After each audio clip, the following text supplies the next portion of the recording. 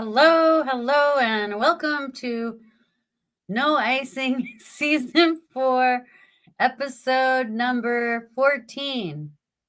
And I believe it might be, I have to check on YouTube, but I think it might be my 116th episode of No Icing altogether from inception.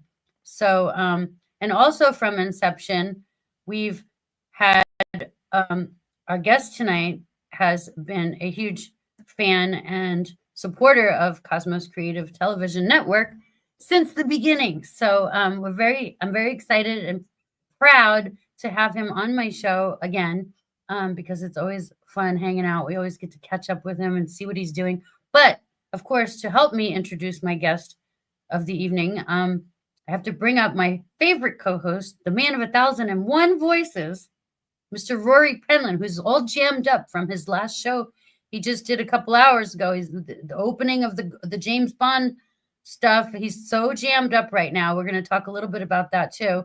Let me bring him up, Mr. Rory Penland. What does it mean, jammed up? That sounds like I'm constipated. Oh no, he's jammed up. He needs something. What is jammed up? I was jacked up. I was watching the whole episode. It was so cool to see you so excited and jammed up. Oh, I'm excited. Okay. Yeah, I'm still that's from the show. Jammed up means excited. Like you're jammed, you're pumped. Okay, if you say so. I always had jammed up like jams, like the pants that you wear. Oh, he's all jammed up. He's got his cool casual clothes on. I don't know. So Cousin Eddie's there. See, he knows what he says. That's a New York term. See, he knows what I'm talking about. It's a New York term. He's excited. Look, his nipples are hard. He's excited. Remember, I am Hans, and he is Hans, and we are here to pump you up. Remember Saturday Night Live? To the charger. Your phone is about to die. Get to the charger. Like a traffic jam. We're ready to break loose. Yeah, you're about to go nuts. Like you're so. Well, yeah. I was excited. It was a big gamble that I took buying those cards, knowing that the autographs had been pulled from the boxes already, and I bought 40 packages of cards for $2 each, so it was $80. So I was like, wow, am I going to get cool cards out of this enough to pay for the box? And even if I didn't, We had a good show. We had a fun. It was over an hour, and we unboxed everything. It was a lot of fun. But I got a lot of good stuff out of that box that they didn't. You forgot you were married for a second. You were looking at all these. No, I did not. I was beautiful just James joking. Bond women. You're like, I would marry her, and I'm like, Rory, you're married. It's the truth, though, that Akiko Wakabayashi was the actress we were talking about. She was in You Only Live Twice, and she's also in a lot of the Godzilla movies and stuff like that. She was the actress that, when I was a preteen going through puberty, she made me fall in love with Asian women, and that's why I married the woman that I married, is because I love Asian women now, and my wife is Chinese. It's all James Bond's fault. It's all James Bond related. It really is. There were three things that I loved when I was a teenager and a kid, and that's Godzilla, James Bond, and the Green Hornet. Those were the three things I was like really totally into. Well, let's find out. I'm having too much. We got to bring our guest up. I want to find out if our guest. What does our guest think about this James Bond stuff? Let's see. Bring up. Welcome everybody. Our guest Travis Lohmann to the Travis. Stage. Hi everyone. From Las Vegas, baby. Oh man, all this James Bond talk. Love Bond.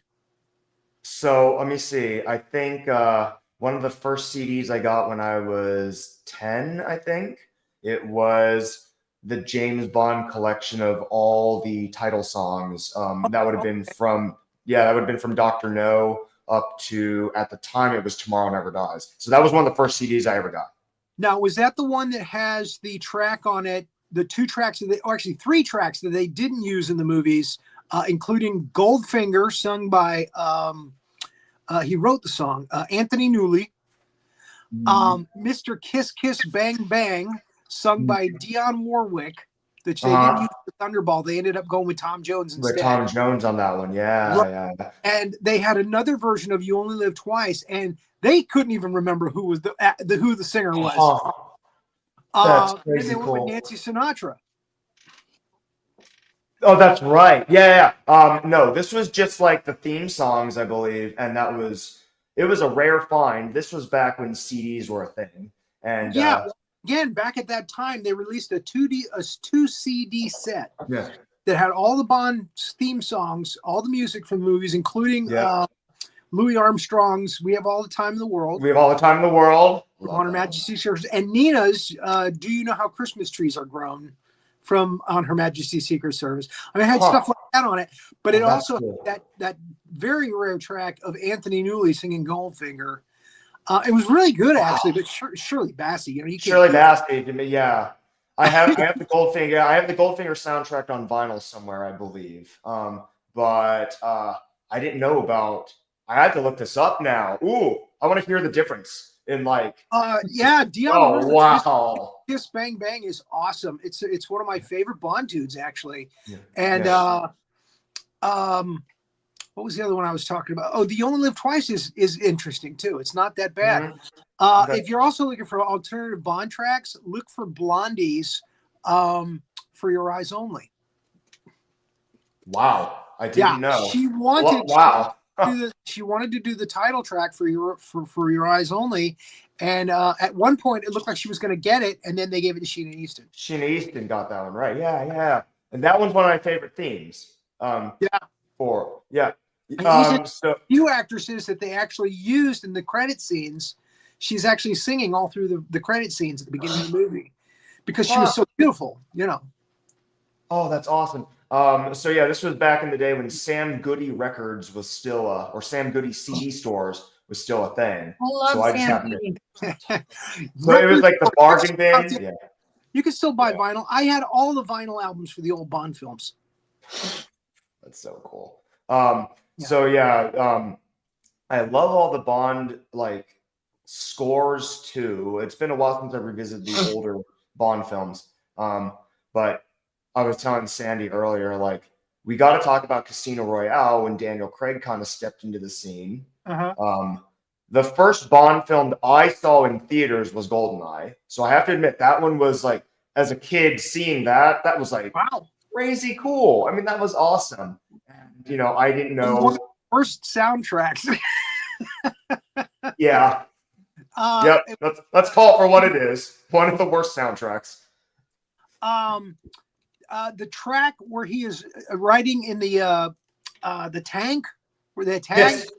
that's actually David Arnold's track. They got him to redo the Bond track, and that got him the job of doing the Bond after John Barry decided he was retiring.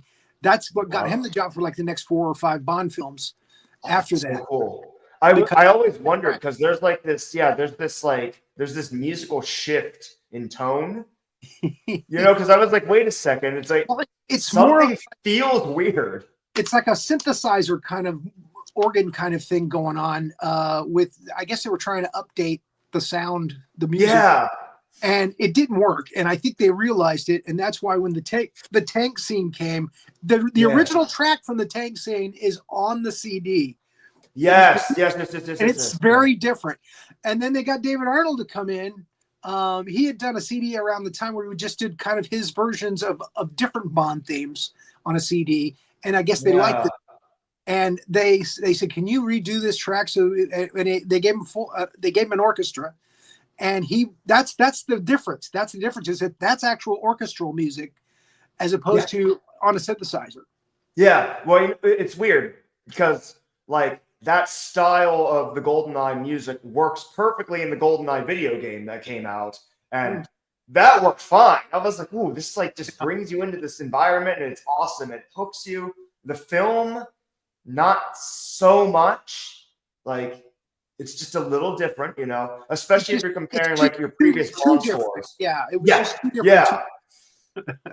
But the David Arnold scores I loved. Casino Royale was he was good. Yeah, that he was a worthy successor to Barry. He was.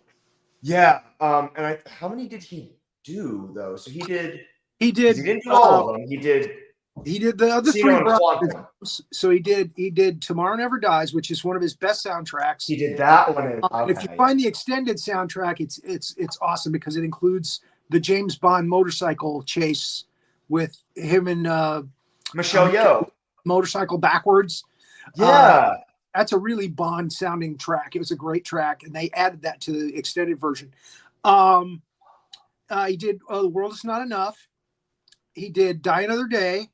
They did Casino Royale, and I want to say he did Quantum of Solace too before they changed out. I think he did Quantum as well. I think he did Quantum of Solace too, and then they changed out because Quantum of Solace just got a kind of a bad rap all the way around from fans and from the writing because of the writer's strike, and I guess they decided to change everything up again when they came back for Skyfall. So because if I remember right, Skyfall was when there was a shift music-wise again, and Thomas Newman took over. Yeah. And that was different as well. Because like Thomas Newman's one of my favorite composers. So like I'm here like, oh man, this guy did Shawshank Redemption, he did Wall-E and all that. How's he gonna handle a Bond film? Yeah. And it was definitely different. There's some nice moments. It's just it's different, Yeah. But I think Thomas did Skyfall on the next one. I don't even remember. I'd have to go back and look. Now I'm actually not sure.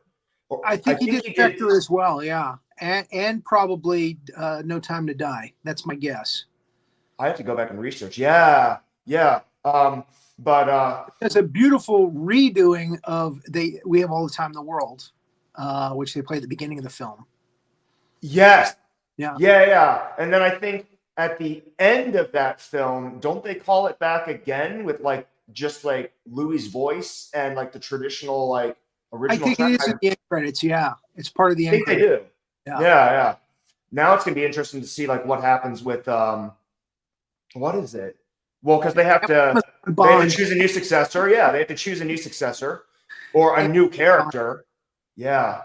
And I think Amazon bought the rights. Yes. Yeah, Jeff Bezos runs Bond now. That's like the Bond villains taking over. Oh, gosh, I don't know how it's gonna. I don't know if that's good or I don't know if that's bad. I didn't know that you were such a huge James Bond fan, Travis. I think honestly, it's music. like Most music, yeah, Bond music. It's Yeah, music. Yeah. The first time I saw the parkour chase scene in Casino Royale, I like freaked out just watching that. I was like, dude, that guy can run. And then the other dude can run too. And then like the stunt work is just amazing. But that the music just sucked me in from the beginning. But yeah, GoldenEye was my first theater experience. And just like watching Pierce Brosnan like jump off that initial dam area, like just rappelling off and just making his way into. I was like, this is so cool. I have no idea what this is, but this is awesome. Well, I always loved his gadgets.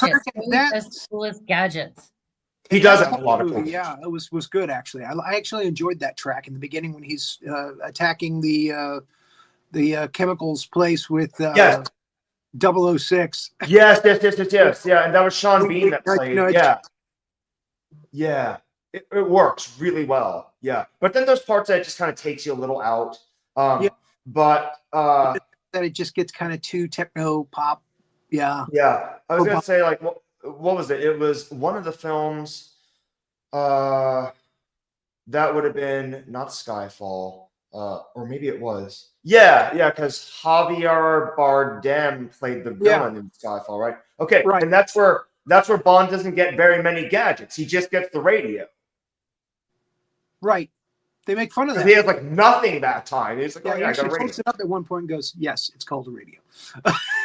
I love that. Yeah. Can we mention of Denise Richards being in the James Bond movie? And World Is Not Enough, right? Yeah. World Is Not Enough. Yeah. Not one of the better Bond films for Brosnan, but again, a great soundtrack for David Arnold. Great themes all throughout. Just a fun listen. Quantum was a weird one, I gotta say. I watched it recently again. Yeah. It doesn't feel like a Bond film. Yeah. I think it's like, I don't know.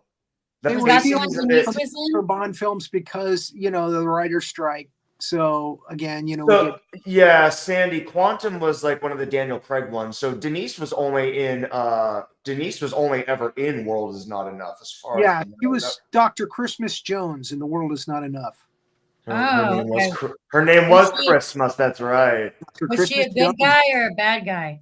She was one of the good ones. Yeah. She was the Bond girl. Yeah, she was the good one. Yeah. Okay. Admittedly, I don't, honestly, I think I've only ever watched World Is Not Enough like once. For some reason, that's not one that I can really come back and revisit. It was cool.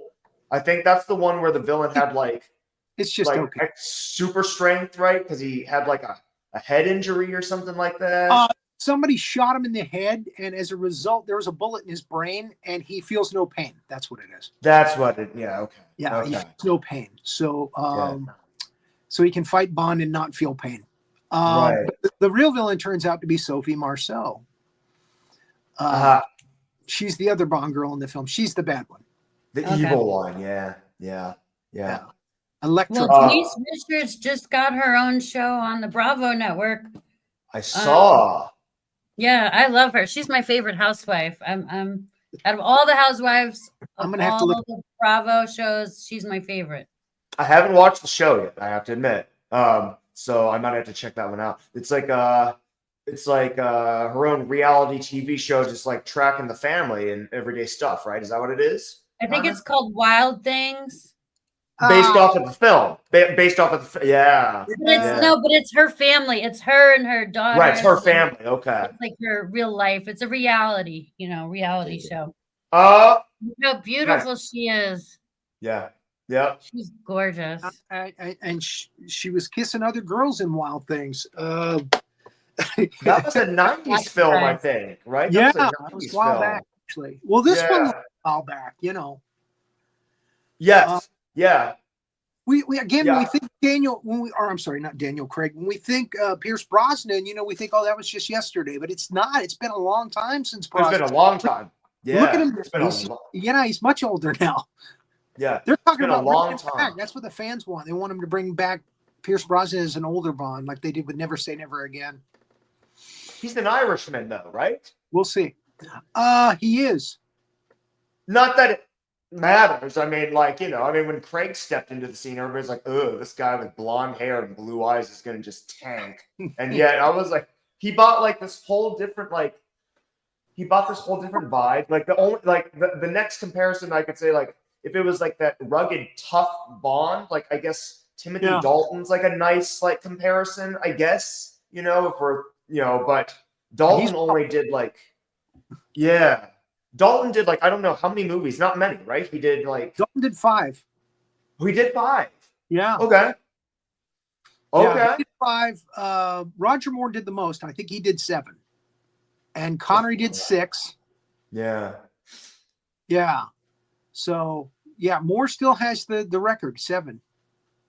That's But crazy. he was looking long in the tooth that last 2. I don't think they're ever going to do that. What were his last 2? Octopussy and A View to a Kill. I think I liked A View to a Kill. It was entertaining.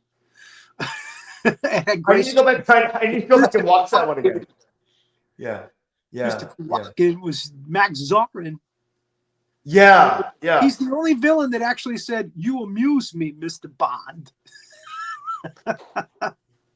Oh man, I remember back in my middle school days. I think they actually did a James Bond marathon at one point in time. So they would just like throw in like from start to finish. You could just watch like as many of them as you can. But it was wild to see the change over time. At our junior college, they did a Bond movie. Every couple of days they would show a Bond movie. And Crazy. Oh my God. I ended up getting one-sheet posters for a lot of the Bond films at that time. That there was like a couple of months in the summertime that they were doing that, and they would have extra posters. I go, "Can I have one?" And they would give them to me. And I was like, "Oh wow!" So I had a lot of Bond posters back then. I ended up having to sell them before I moved to China, but. Oh, I was gonna say, do you still have them? Oh no, man, I wish. And they were the folded ones, not the rolled ones. That's probably why I was willing to give them up. But what I should have done was box them up and just took them with me. But there it is. Oh, that's amazing. Can you imagine just like putting them all in chronological order? The ones I had that You Only Live Twice, Dr. No, Thunderball, Goldfinger. Yeah. Oh, and you could have just had a whole wall of like the chronological order of like. I had a whole room set up with Bond posters, even on the ceiling. Yeah. I wish I had taken pictures of that when I was young. I was, junior college age. Oh, that's awesome. This makes me want to go vinyl hunting for like all the actual like original scores now, just to have them because I missed like. Just tell Rory what you want. Just He'll go be on eBay looking for it. All of them. I'll take all of them. Legit. All of those soundtracks are on YouTube. Just grab them off of YouTube and put them in your computer. It's true. It's and you so save true. So much money. You get them for free, and you can listen to them and enjoy them. And, and you get the extended versions of the soundtracks. The didn't get off the original vinyl. Right. I was gonna say, like with streaming nowadays, I mean, it's like I can just go on Tidal, and I mean, a lot of these catalogs are there, which is, I gotta admit, it is convenient. I like physical media still, but it is convenient to just be able to pull that up and be like, okay, done.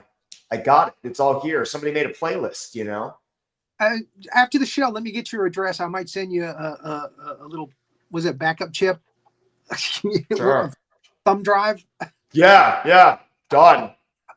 Oh man, I am one happy person. Oh, what was it? I'm sure if they even still like do the James Bond theme songs now, they've probably updated it with like Billie Eilish's her opening song that she did for No Time to Die. There Was No Time to Die, right? She did that one. Yeah. That's crazy wild. I mean, like, good on her for getting that, like, because I don't think she thought she was going to get it first. Because she was like shortlisted and then got it, Again, who's ever successful, really popular at the time, they try to get them to do, like when Adele did Skyfall, and that's one of my favorites, hands down. I collect Bond autographs too. We're gonna share in a couple of weeks. Yeah. But the tough ones, there's really tough to get the autographs of the singers that do the music. But yeah, I just scored a Tina Turner and a Madonna, actually a couple Madonna autographs. Yeah. On trading cards, Yeah. But because she did die. Because she did Die Another Day's opening song. Right, and she's actually in the movie. She does a little cameo in it. That's right. She did the cameo as a fencer, right? Yeah, like the fencer coach. And then Tina did Goldeneye, right? Tina did Goldeneye. Yeah. And she's because she passed away, so right. Was very lucky to get a couple of her. Trying to see if I have awesome. it close to me. I do. No, I don't. Shit. That's okay. I want to know what's oh, there she is. Oh yeah. Oh, wow. Nice. I love it. And there's Madonna. Oh, can you see it? I love it. Signed in gold. Here's another one. That's awesome. I got my Neil Sedaka. And I sent you a Neil Sedaka because we were talking about him a few months ago, and she wants to get him on this show. And I keep hoping that he will agree. Help me get him on the show. Okay, I'll see if I can. I'll see if I can kind of reach out and be like, "Hey, get on here."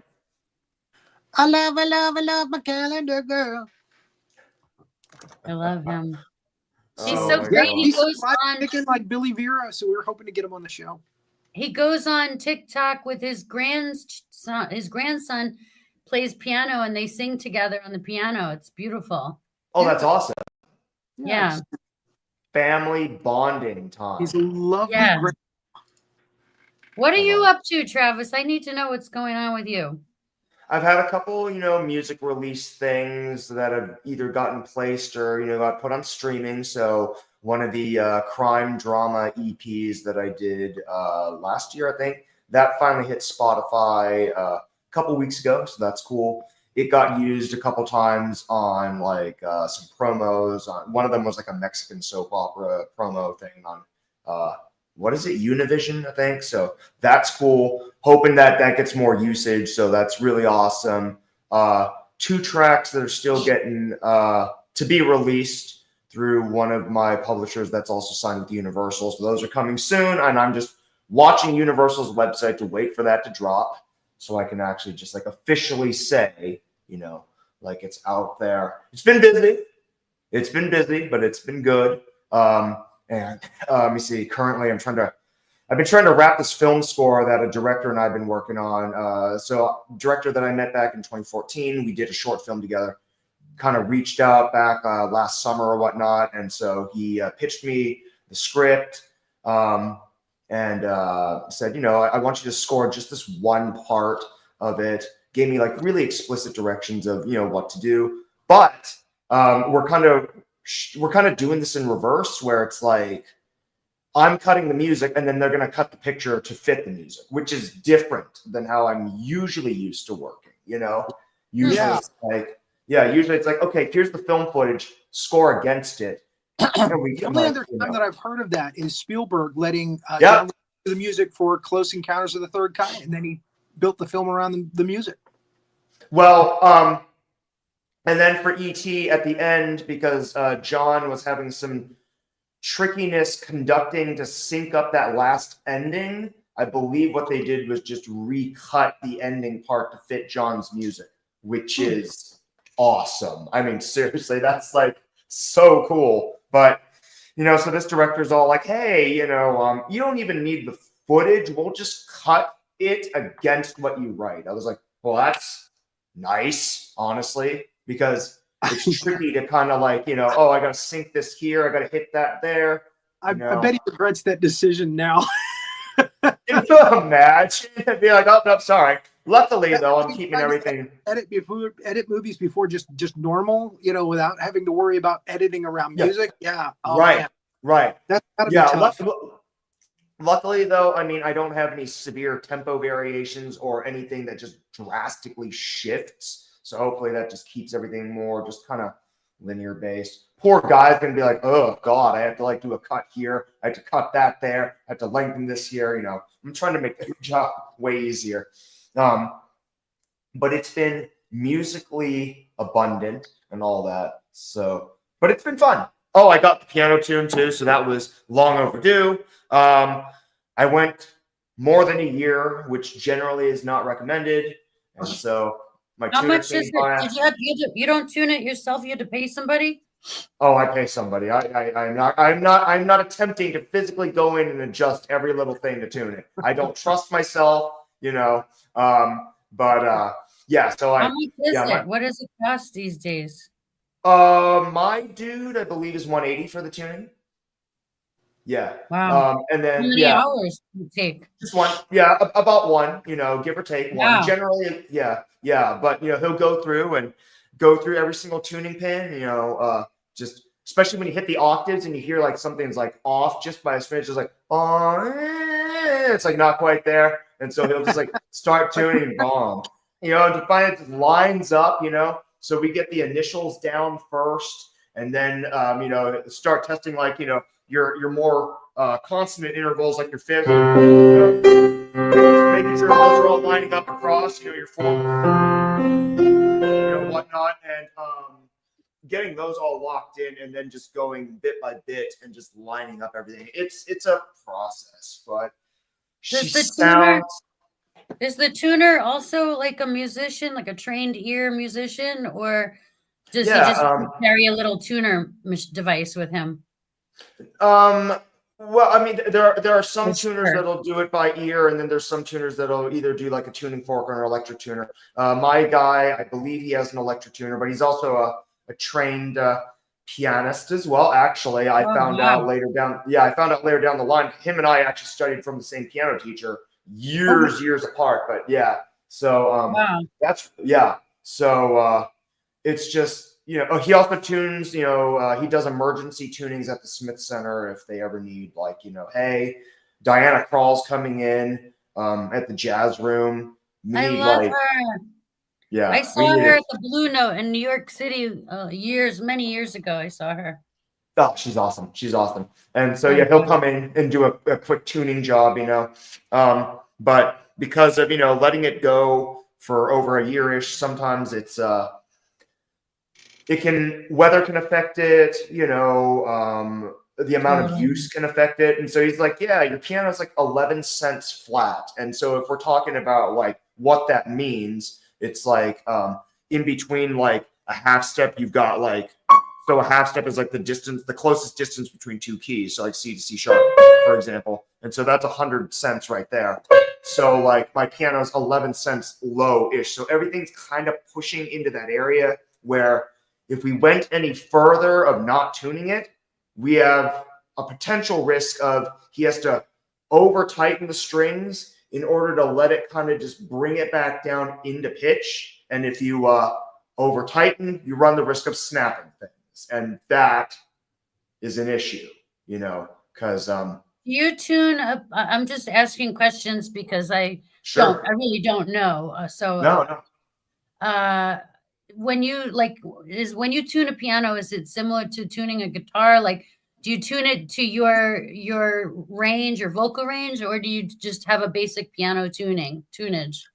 Well, I mean, you essentially start with like A440, which is that, the A here, there, and then like, going from there and just kind of tuning to make sure it hits the note exactly on pitch. Then from there, just working your way up. Because I mean, obviously, we span some, 7 octaves here. So you're kind of just really making sure the biggest things is like those octaves better line up and just, really match there. So you are tuning it kind of across the board, Okay. Yeah, that's what I was. And so like how I've explained it to my students too, because, some of them have never really seen an acoustic piano, either the insides or the mechanics of how it works. And so sometimes I'll explain to them, on a grand piano, the hammers come from underneath. And so when it strikes, those hammers are like felt tipped, like they're kind of like marshmallowy puffy. They're supposed to be marshmallowy puffy. And when they hit, it hits the strings vibrate. And so I was explaining to them, each note. Yeah, marshmallowy. Yeah. That's The inside of my piano is marshmallowy puffy, but we're gonna try. Marshmallowy puppy. Yeah, like The that. Easter Like name is the Ghostbusters dude. The state marshmallow. Stay off Marshmallow Man. But I was telling my kiddos, like, every single string or every single note on the piano has 3 strings associated with it. Like, if you're talking, like, not in the bass range, but like within like this kind of like baritone, like tenorish range up, you got like 3 strings for each note. So like you really have to go in and kind of adjust. So I'm gonna try to like maybe do the tunings like every 6 months, every 9 months, just to keep it more on an even keel. But speaking of the hammers, I think the last time I had my tuner out, the last big operation that we did was I don't think my hammers were ever worked on even after I got this piano, because this one's made in 1977 and the previous owner was actually a concert pianist, which was like awesome. But those hammers were to the point where they were completely flat. And you could see like the groove ridge markings of the strings from like, they were actually like puncturing into the hammers. And, my tuner dude's all like, yeah, I mean, like, don't you notice that it sounds kind of brittle sounding? I was like, no. And he was like, well, it shouldn't be sounding like, skeleton bones on your rooftop. And I was like, oh, well, what are you going to do to fix it? Like, can you? So we took the whole thing apart.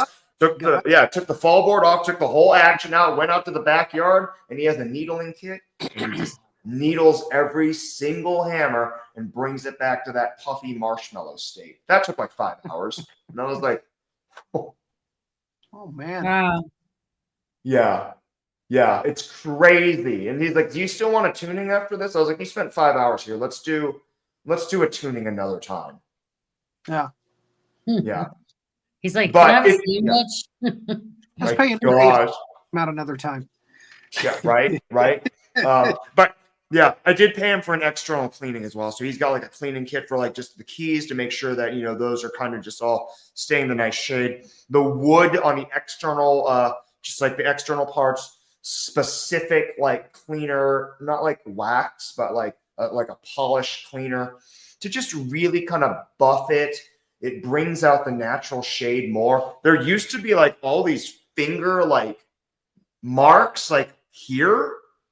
And I was asking my tuner dude, I was like, there's so many finger marks. Like it's got to be like fingernails or something. And it's not from like somebody like ramming their hand into there repeatedly. It's just like, it's probably from like, a lot of playing, and occasionally your fingers will graze. There were all these finger marks and he kind of got those out. So it looks so much What better kind now. of piano? Is that a special kind of piano right there? This is a 1977 Steinway.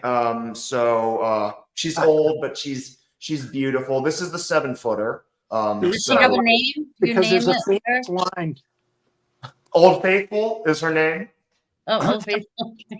Yeah, there's a famous line from a Inspector Clouseau movie, Pink Panther Strikes Again.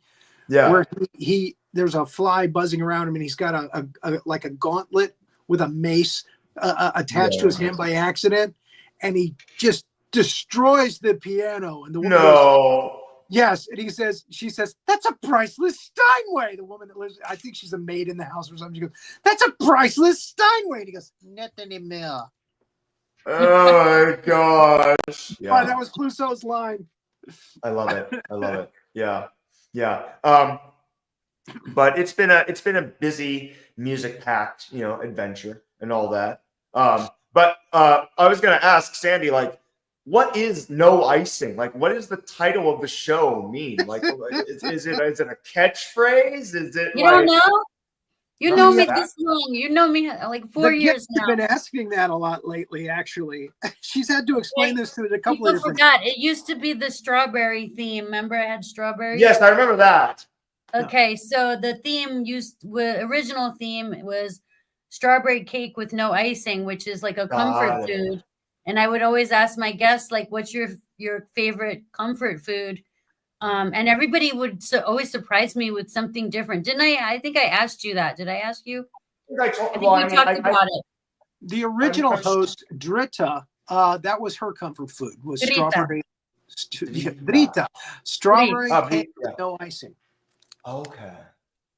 Yeah, I get she it. was my character that I Yes. meet up. Yeah, I think at one point we talked about my favorite candy is black licorice, obviously. Yes, So the I'm black. remember I that. remember that. I Yes. was like, one of those outliers. Yup. Yeah, but it's now I get, because I was like, the wait a licorice minute. jelly beans too. I'll send you all the black licorice jelly beans when I open a package of jelly They're beans. amazing. They're amazing. They're absolutely amazing. Although I gotta say, Black Hunt. like Mike and Ike's though, like they're not as flavorful. So like, I mean, like when I'm looking for like licorice, it's got to be like that strong enough taste, but not overpowering enough, you know. So yeah, but the black licorice jelly beans are not bad, I gotta say. Although it's not everybody's favorite cup of tea. I know. I have some like licorice flavored herbal tea. It's supposed to be very good for you. It's There's very a good lot for of digestion, if I benefits. remember right. Yeah, Mhm. yeah. I have some of those organic medicinal teas in my stash, like that I take to work. So I mean, I can just do a licorice tea whenever, which is nice, you know. Yeah, I It's got a not- book. Whatchamacallit? I got a book at Barnes and Nobles, and it's made by National Geographic, and it's like all Yeah. the natural herbs. It tells you about like all natural remedies that you can do for like different kinds of ailments, and Yeah. all the benefits that it has. And yeah, I bet you licorice is in there. It's licorice root. Oh yeah. Gotta be in Yes. Yes. Chinese, Yeah. Chinese herbal medicine. It's always worked. Yeah. Yeah. Yes. If I remember right, as a kid, I remember taking like, I don't know what it was, but it was a Chinese herbal medicine that you could buy from like one of our, because downtown here in Vegas we had like a TNT ginseng store in Chinatown, so it would sell like it would sell like remedies and just like all sorts of like herbal medicines. So they did have like this licorice type of like, I don't know, maybe it's a cough syrup or maybe it's something similar, but it was wonderful. Sounds about honestly. right. Yeah. I don't know. What's your comfort food, Rory? Did I ever ask you? My comfort food is steak. Nice. I love me some steak. If we're talking, see, I'm diabetic, so it's like if I tell you something sugary, it's like it's defeating the purpose. Right. I have found a lot of sugar-free things that I can eat. Like Hershey's now offers bags of sugar-free chocolate. Sometimes I'll get the Jolly Ranchers, the sugar-free ones, 0 sugar. And these are really good. Oh, nice. Especially if you can find the tropical flavored ones. The tropical flavored ones are pretty cool. Yeah. There used to be an amazing Vietnamese pho restaurant like near my area, and chicken pho was always my thing to go to when I was like ill or but it's just like, what was it? It's something about like they give you that extra bit of like sliced jalapeno pepper that you can just like throw in there, and just like it just kind of sinks into the broth as well. And then you just like let everything. We have pho right down the street from us. We love it. The kids love it. I can't do that anymore. I love spicy. It just doesn't love me at my age anymore. So it kicks you in the stomach. It gives me It kicked you in the chest too. acid reflux. Oh, that's the worst. But pho is not spicy at all. Like, you can get a spicy. Only if you add the red pepper. If you add the stuff. Oh man, you can get Thai food that's not so spicy. You could probably eat the spring rolls. rolls. There's not a lot of it on the menu, but you can do it. You can find the spring rolls with the peanut sauce, Rory. I bet you could have those. Those are healthy. Yeah, that actually sounds amazing. They use kimchi with everything, and it's usually a lot of spicy. But you can get bulgogi for Korean food. Bulgogi is not spicy; it's just onions and beef, basically. Right, Mm. right. Although I believe there's some pretty decent health benefits to kimchi as well. Although the spice level of is, yeah, yeah, They put that stuff in jars and bury it yes, for right, like days right, at a time, if not weeks. Yeah, right. And then you just take it out, and man, it's it's all like stinky, that stinky. initial that initial kick. It's just yeah, Yeah, my daughter loves oh, it though. She loves it. Hi, right, Tara. right. I just get Oh, yeah, that's awesome. But like it's like what is it? We have Koreatown here, so like you can get like those huge, not vats, but like I don't know what to call it. Jars, huge just jars of kimchi just ready to go. And just yeah. that initial first hit, I was like, oh man. But if you don't eat it within a certain time, I feel like then it starts to just like wither and like sour, and then it starts to just get worse. I was like, ugh. So I have to finish this within like 5 days, basically. The whole jar. Oh my They eat it. They god. eat it every meal. Breakfast, lunch, and dinner. They eat kimchi every meal. I've heard. Yeah, it's a little intense for me. I don't Yeah, know if I could do. Well, you're yeah. I've not been to Korea a couple of Vietnamese, times. right, So I'm Travis? Chinese. Yeah, I'm Like, Chinese. Half Chinese, Right. half German. Okay. Yeah. now Yeah. there's an I like interesting. all kinds of food. What's that Oh, word? Rory, you're saying that's a unique combo. That is a unique combo. Yes, an interesting combo is what I said, but unique actually is better. Aw. So yeah, I didn't know you were of Chinese descent.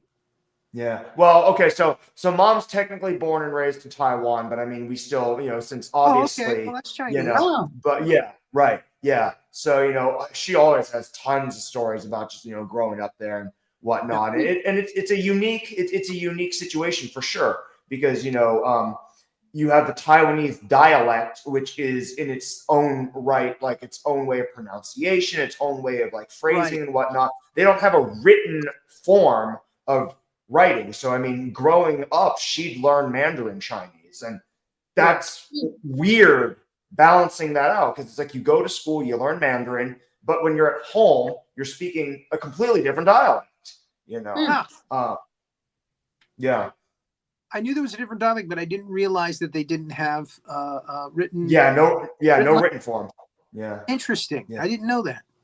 Wild, I know. So, like growing up here in Vegas, we have a Chinese school Buddhist temple-ish thing that's still around. And so I went, from like 6 to like 13, 14. And so yeah, Mandarin obviously is kind of like the thing to study. We'd have kids that would come in to attend school and be like, well, we speak Cantonese at home. Why are we coming here again exactly? And I was like, it's tricky because it's like, try explaining to a 10-year-old kid. It's like, oh, well, because Mandarin's kind of the more universally used form. It's prevalent. Let me explain to the audience who don't know. Cantonese is South Chinese, which is more Hong Kong. Yeah. And again, when you hear it, especially like on the Chinese TV shows and stuff, I mean, they put their whole back and shoulders into it. Yeah. You can always tell Cantonese Chinese being spoken as opposed to Mandarin. Yep. But yeah, Mandarin is used by most. And Yes. yeah, I thought that the Taiwanese pretty much used the Mandarin. I think not Malaysia, Singapore. Singapore is mostly Mandarin too, I think, right? I want to say yes. I don't know. That being said, that is one of the places on my bucket list that I feel like I need to go to. I've heard so much about it. My cousin actually did. Yeah, my cousin did boarding. It's all about sales and buying there. My cousin did boarding school in Singapore growing up, and it was just like clean and tidy and well taken care of, and just like I was like, okay, I need to check this out because like it's almost like I don't believe like this place exists, but it's like yeah, it's like everything's so well taken care of. But Taiwan I visited when I was 6, I believe. It was okay. It was okay. I mean, in terms of my Asian travels, I still put Tokyo head and shoulders above. Hope to go there. Singapore, yeah. Oh, I was gonna say Singapore would probably be a close second. If I saw it and visited it, I'm sure it's really close. You know. Yeah, we went to Singapore. We did Universal Studios in Singapore, and I did the Madame Tussauds Museum, which my family was in, and they have a huge mall there that's great. And again, it was mostly about the buying and the selling. You know, I mean, it was supposed to be about what am I looking for? Just shopping, I guess, is what I'm looking for. Like street vendors or like you know, high-end malls with high-end products. Okay. Yeah. I mean, because Taiwan is like street vendors and like, you know, carts and whatnot, you know. But this is more okay. Yeah. And again, that might have been because I went with my wife who's into shopping for high-end, you know, like handbags and clothes and stuff. So that might have been part of why we ended up in those places. Well, that's fun. She would love the Ginza Mall in Japan. She'd love that. Which mall? Love that. The Ginza. Ginza, that's in Tokyo. Yeah. My daughter and I are going to Tokyo, or we're going to Japan. We're probably going to do Osaka first, and then we're going to probably do a couple of days in Tokyo, even though we know it's very crowded and very expensive. So extreme expensive, but and then we're going to go off to see my wife for a month. So you're going to love Japan. Oh man, it's been a while. I'm a huge fan of the culture and of course Godzilla. So I'll enjoy that stuff there. And I've got a friend there that lives close to Osaka, so he's going to come. The Godzilla movies are something else. I mean, like the newer ones, it's like I don't know. It's like it has that little bit of hint of paying homage to the classic Godzilla films, but it's like a completely new take. Well, now that we've done the CGI Godzilla here, and they've decided to go ahead and jump ship on the suitmation stuff and actually go CGI. I mean, the last couple of pictures, Shin Godzilla and Godzilla -1, were just amazing. Yeah. And you talk about some great soundtracks too. You know, back in the day, it was all Akira Ifukube and Maro Sato, but now, man, they got some good stuff. Yes. Yeah, because going back to like the old, you know, because I know of them briefly when, you know, I was a kid. They would kind of occasionally come on. You know, I'd be like, it's kind of got a semi-cheese factor to it, but it's cool. The old ones did, the Showa series. Yeah. And then fast forward to like now, you know, I was like, this is a totally different take on. Yeah. The Heisei, when the Heisei series came along in '89, well, actually '85. They really upgraded. And like you said, and the stories were a lot more for adults and not kids so much. And again, the effects were upgraded a lot. They got better budgets. And then again, the Millennium Godzilla series came after that. And, you know, now they've reached a new phase, you know, where, I mean, again, Godzilla -1 was, wow. You talk about an homage to the original. I need to watch that one again. For sure. Yeah. And you we're running out of time, Rory. Huh? We're running out of time. We always run out of time. How did a whole hour go by? Almost. Crazy, right? Again, Travis, it's easy to have fun with Travis. it's easy to go off on tangential conversations. He likes a lot of the same things we do.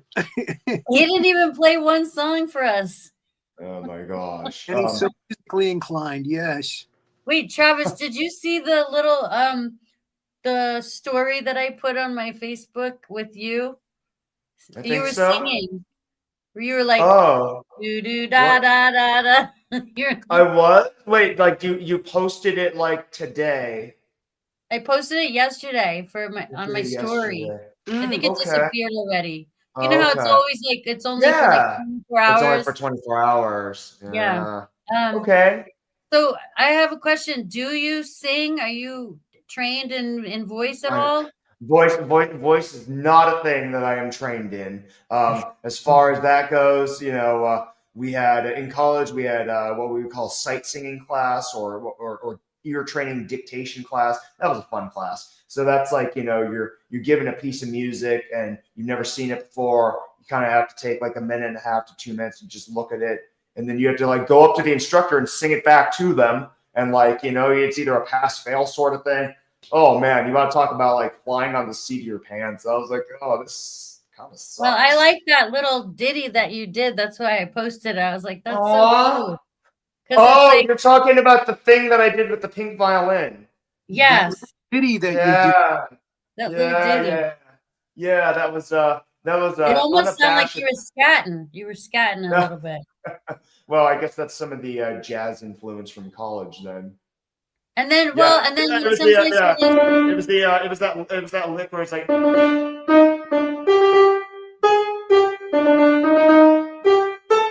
Yeah, it's like I was seeing that little bit there. Yeah, that's always fun. Yeah, Can you get through Bond riff? Oh.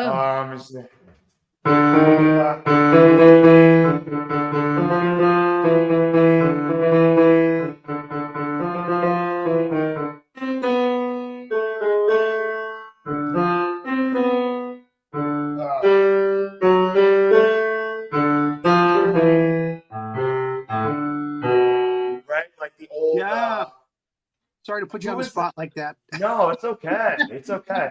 I'm trying to think. It's a Bond name. It was who's the dude that wrote the initial theme? It was actually John Barry. So that was Barry that did that. But Monty Norman, yeah. Monty Norman. Yeah, Monty Norman claims that he wrote the original James Bond theme and Barry embellished it and made it his own, basically. And that might be true because Monty Norman was in charge of the score for Dr. No, the first James Bond movie.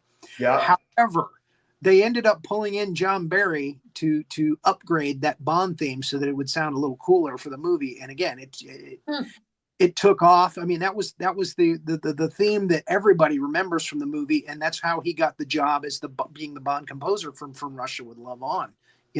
Huh.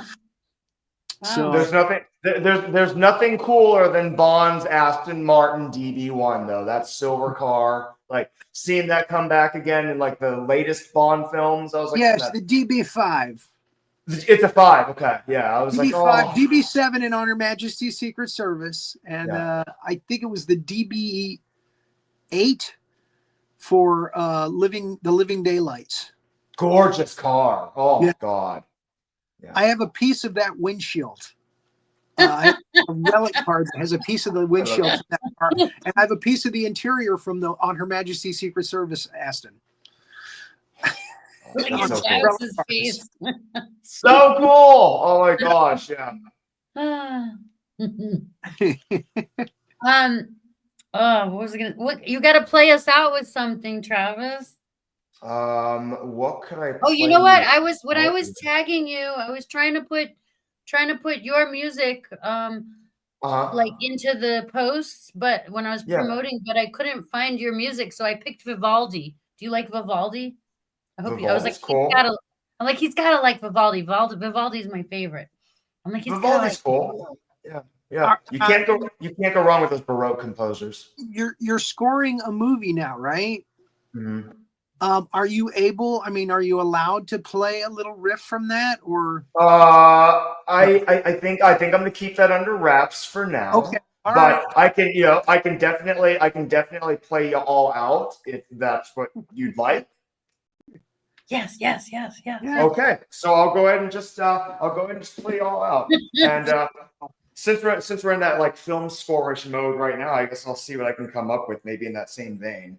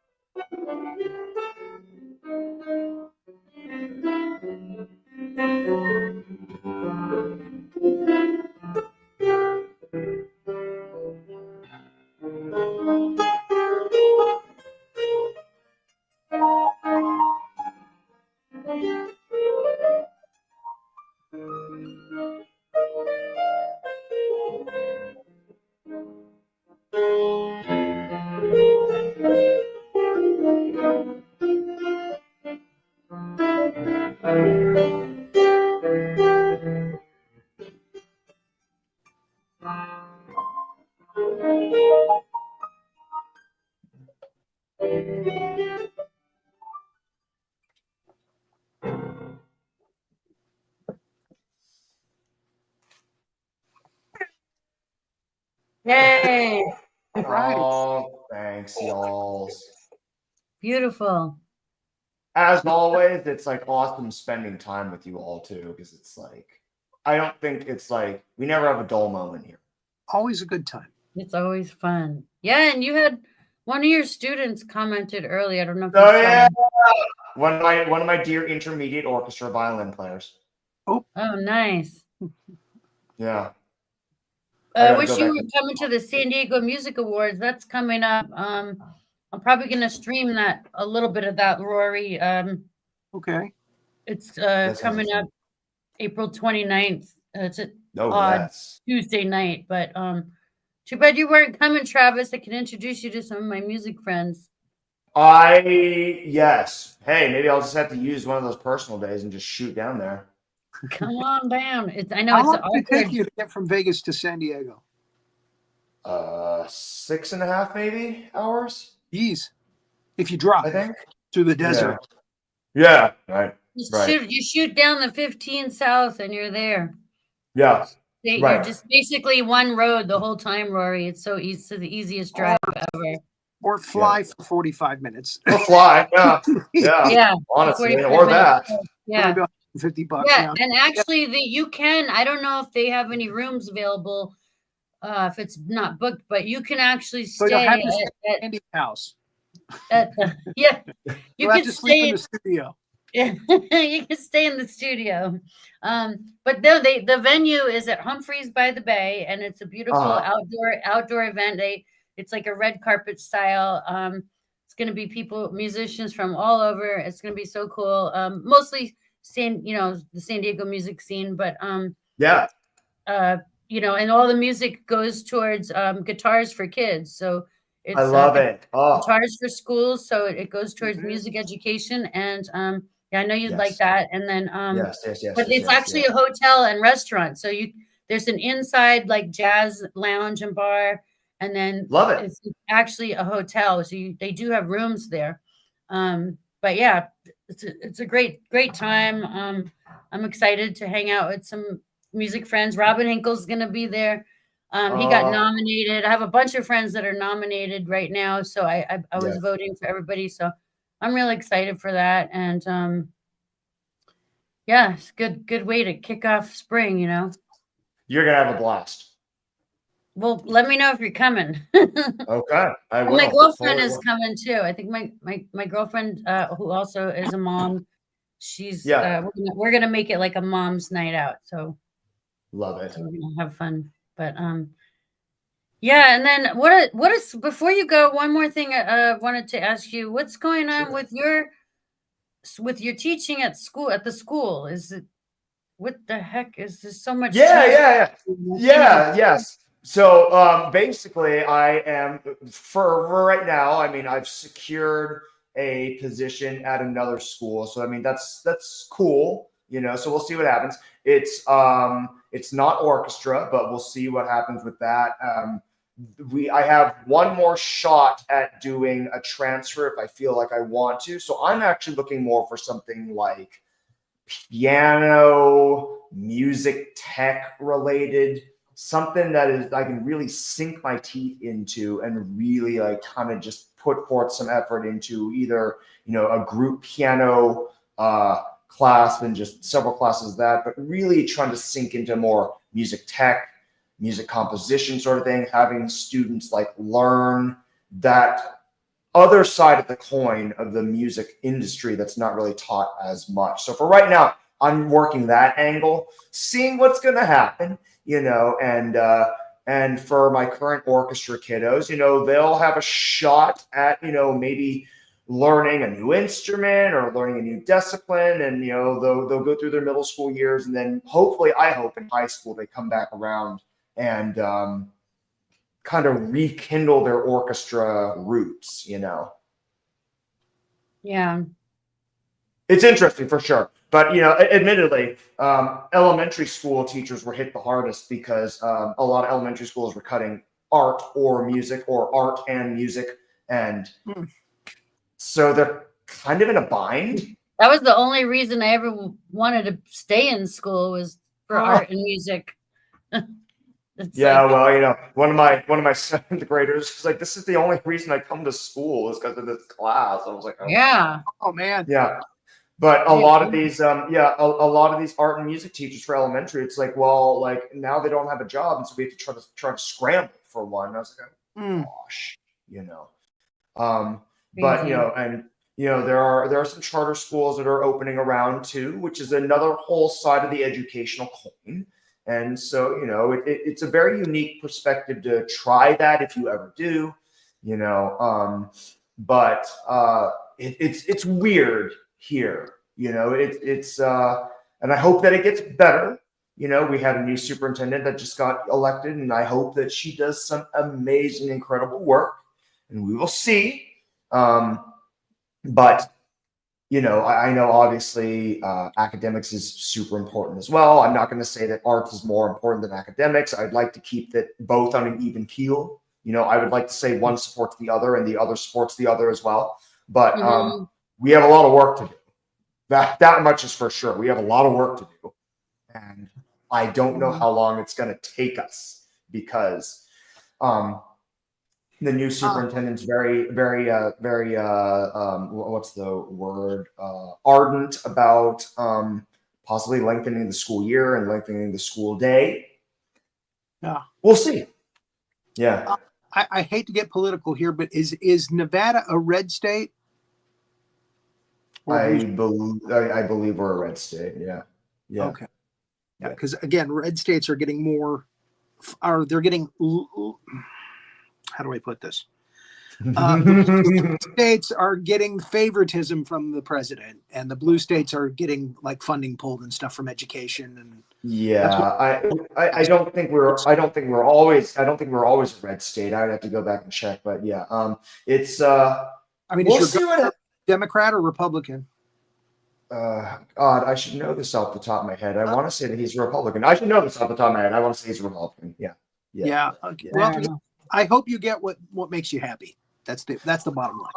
I hope that our kids get what they need to be successful. And I mean, I've said it before, and I'll say it again, but I mean, like a lot of that doesn't really start to take shape until you've got like a solid foundation from parenting at home. So, you know, it kind of starts from that. And teacher who's fun to, I mean, like the one kid says, this is the only reason I come to school is for your class. I mean, a good teacher does make a big difference in students' lives and how they are shaped. I remember a couple of teachers that I had in middle school, what we call middle school now, but it was junior high school back in the day, that really, really made a big difference in my life and the things that I became interested in, because they were fun and they were interesting and they were cool. you know. Sure. So Yeah. My orchestra teacher got us to a gig at Carnegie Hall in middle school. there you I go. love it. I played I love violin it. in Carnegie Hall. Yes, you could put that on your bio. Oh God, I can't remember how to play though. I need to take lessons again. It doesn't matter. You played in Carnegie Hall. Done. That's all that matters. Well, I've played in Carnegie Hall. Done. On a resume. I love it. All right, I'm gonna close this out with this you playing the violin, the clip that you sent me. Oh gosh. Okay, go. Because I love it. I just love it. Good to see All you. right, thanks for coming. It was thanks everybody for watching. Hello to the replay people. Don't be shy. Put a comment, even if you're watching it on the replay. Just say hi where you're watching from. And thanks, Travis. It's always a pleasure and a blessing to have you on the show. And thanks, Rory. And I loved. Happy for your box opening, Rory. It was very exciting watching you. So cool. And everybody have a great Easter and rest of the week. And a happy Good Friday to you all tomorrow. Yes. Yeah. Try not to watch too much news. The news will destroy your mind. True. It'll depress you. It's so depressing. I don't even want to put the news on anymore. So everybody, wish you all a great Easter, and everybody go follow Travis. He's amazing. And yeah, no icing is strawberry cake with no icing. Indeed. We'll see you all soon. All right. Bye, everybody. Bye. All right, kiddo. You asked for a piece, so I went through my books, and I think I found something for you. I think it's a really good fit. Let me know what you think. Here we go.